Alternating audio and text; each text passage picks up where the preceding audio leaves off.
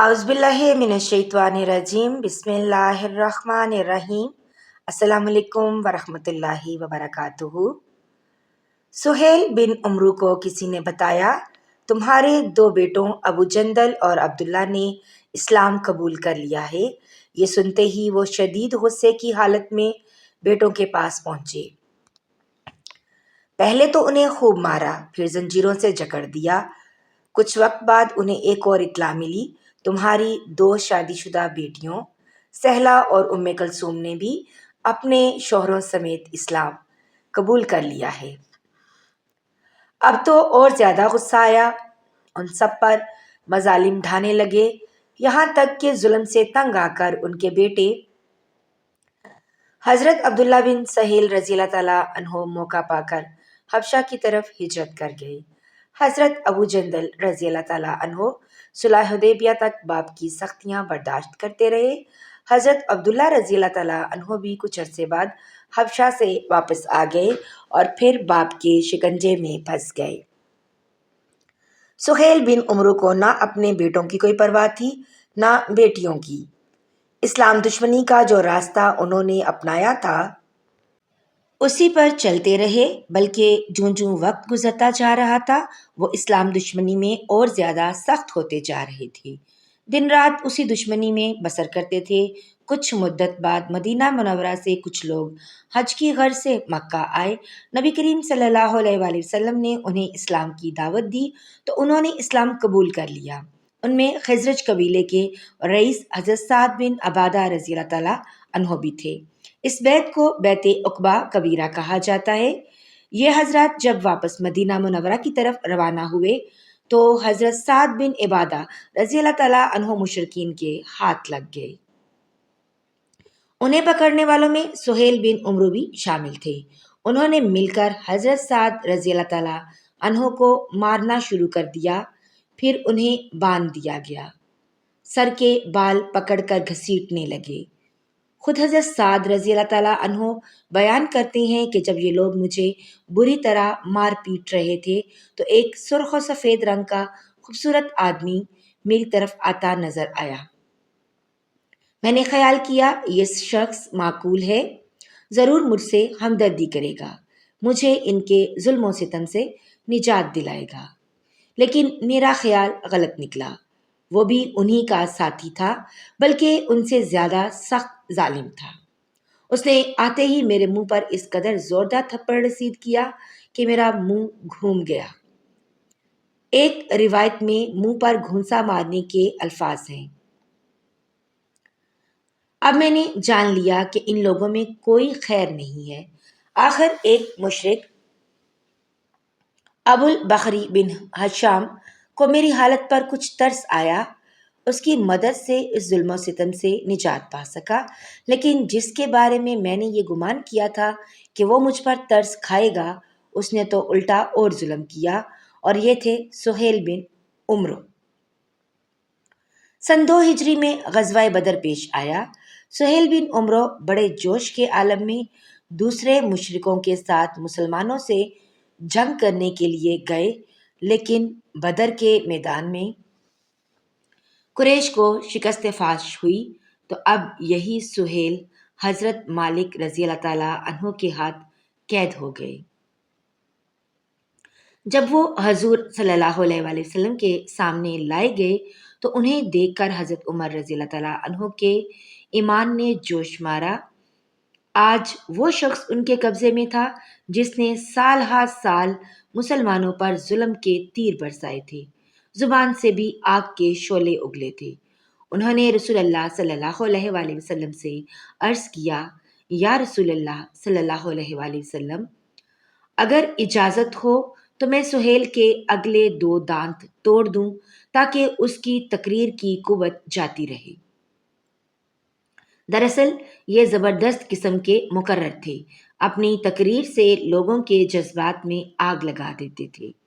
حضرت عمر رضی اللہ تعالیٰ عنہ کی بات سن کر رحمت عالم محمد صلی اللہ علیہ وآلہ وسلم نے فرمایا، نہیں عمر، ایسا نہ کرو، اللہ نے اسے خطابت کی جو صلاحیت عطا فرمائی ہے شاید کبھی تمہیں اس سے فائدہ پہنچ جائے اور تم خوش ہو جاؤ۔ اس کے بعد نبی کریم صلی اللہ علیہ وآلہ وسلم نے سہیل سے فدیہ لے کر انہیں آزاد کر دیا۔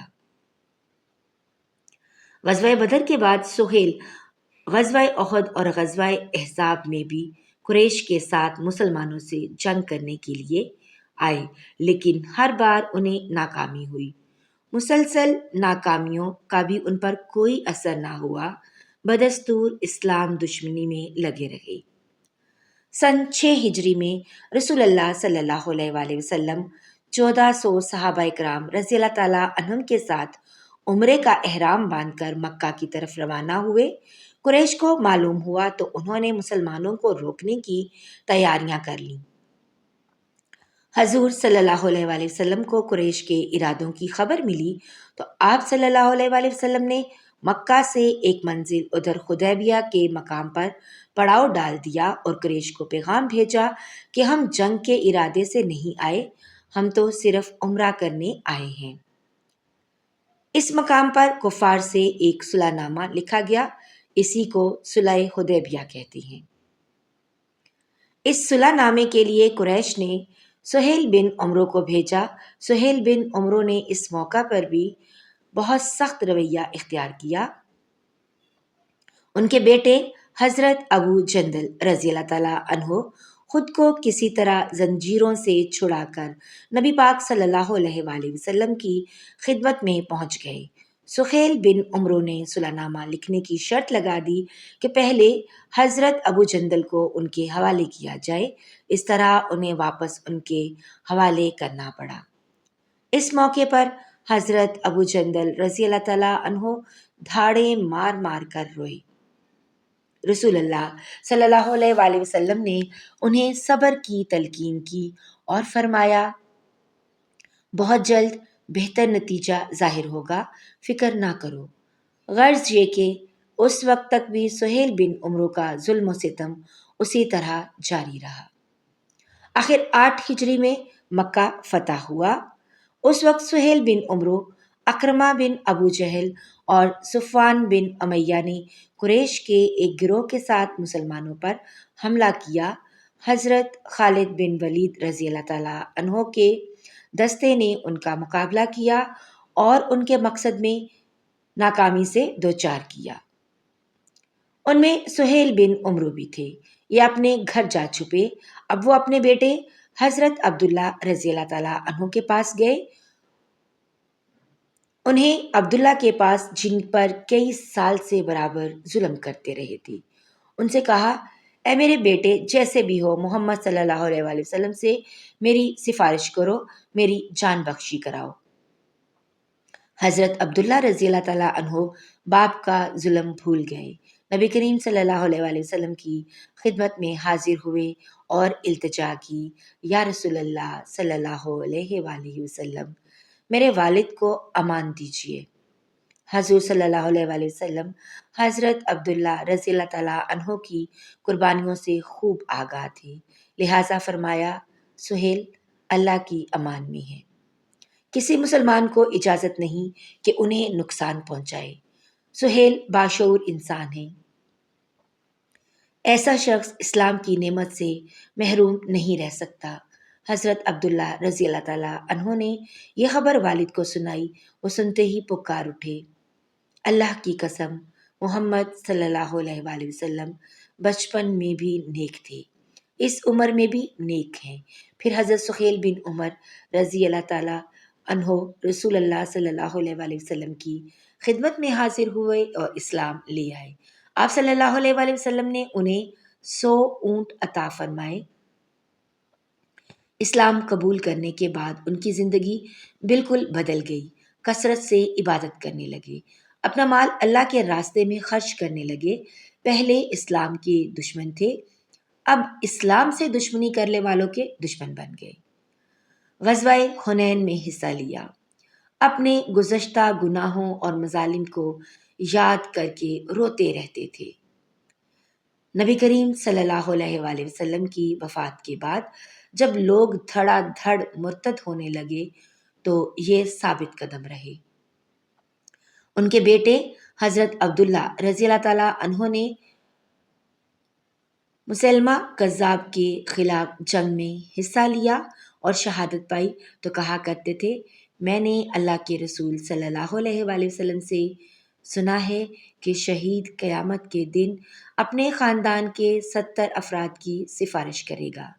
مجھے امید ہے عبداللہ سب سے پہلے میری سفارش کرے گا۔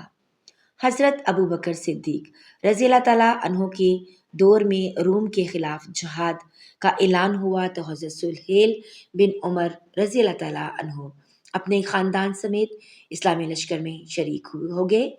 مورخ عقدی کی روایت کے مطابق انہوں نے شام کی بہت سی لڑائیوں میں حصہ لیا، جان بازی اور سرفروشی کا مظاہرہ کیا، رات کو عبادت کرتے، دن کو جہاد کرتے، گویا خود کو دین کے لیے وقف کر دیا تھا۔ شام کی سب سے خوفناک لڑائی جنگ یرموک تھی۔ اس میں حضرت سہیل رضی اللہ تعالیٰ عنہ اسلامی فوج کے ایک دستے پر سالار مقرر تھے۔ جنگ کے پہلے دن 60,000 عیسائی مسلمانوں پر حملہ آور ہوئے۔ اس موقع پر حضرت خالد بن ولید رضی اللہ تعالیٰ عنہ صرف 60 مجاہدین ساتھ لے کر ان کے مقابلے پر نکلے، یعنی ایک مسلمان کے مقابلے پر 1000 کافر تھے، اور دنیا میں اس کی کوئی مثال نہیں ملتی کہ 1000 کے مقابلے پر ایک آدمی آیا ہو۔ پھر آسمان نے یہ نظارہ دیکھا کہ ان 60 مجاہدین نے 60,000 کا مقابلہ بڑی بے جگری سے کیا۔ ان میں سے ایک حضرت سہیل بن عمر رضی اللہ تعالیٰ عنہ تھے۔ رات کی تاریکی پھیلنے تک یہ 60 مجاہد دشمن سے لڑتے رہے۔ اس دوران انہوں نے سینکڑوں کو قتل کیا، جبکہ مسلمانوں کے صرف 10 آدمی شہید ہوئے۔ آخر جنگ یرموک شروع ہوئی اور اس جنگ کے دوران حضرت سہیل بن عمر رضی اللہ تعالیٰ عنہ شہید ہو گئے۔ حافظ ابن عبد البر نے لکھا ہے، حضرت سہیل بن عمر رضی اللہ تعالیٰ عنہ زخموں سے چور ہو کر زمین پر گر گئے۔ اس حالت میں انہوں نے کہا، پانی، پانی۔ ایک مجاہد دوڑ کر پانی لے آئے۔ انہوں نے پیالہ منہ سے لگایا تھا کہ اسی وقت نزدیک سے ایک زخمی مجاہد کی آواز سنائی دی، پانی۔ انہوں نے فوراً پیالہ منہ سے ہٹا لیا اور فرمایا، پہلے میرے اس بھائی کو پانی پلاؤ۔ ان کے پاس پانی لے جایا گیا تو تیسری آواز سنائی دی۔ انہوں نے بھی کہا، پہلے میرے اس بھائی کو پانی پلاؤ۔ پانی جب تیسرے کے پاس لایا گیا تو وہ دم توڑ چکے تھے۔ پانی پلانے والے ساتھی جلدی سے واپس پلٹے تاکہ دوسروں کو پلا دیں۔ وہاں پہنچے تو وہ دم توڑ چکے تھے۔ یہ حضرت سہیل بن عمر رضی اللہ تعالیٰ عنہ کے پاس پہنچے تو ان کی روح بھی پرواز کر چکی تھی۔ ایک روایت میں یہ ہے کہ پانی اسی طرح 7 آدمیوں تک لایا گیا اور 7 دم توڑ گئے، یعنی پانی پانی کرتے دنیا سے رخصت ہو گئے، لیکن مرتے وقت بھی دوسروں کو ترجیح دیتے رہے۔ یہ اسلامی اخوت کی ایسی مثال ہے جسے پوری دنیا پیش نہیں کر سکتی۔ اللہ تعالیٰ کی ان پر ہزار ہاں برکتیں ہوں، آمین یا رب العالمین۔ اللہ تعالیٰ میرے اور آپ کے مرحومین کی بلا حساب مغفرت فرمائے، انہیں جنت الفردوس میں اعلیٰ مقام عطا فرمائے، آمین یا رب العالمین۔ ملتے ہیں ایک نئی ویڈیو میں، تب تک کے لیے اپنا بہت سا خیال رکھیے گا اور دعاؤں میں یاد رکھیے گا۔ اللہ حافظ۔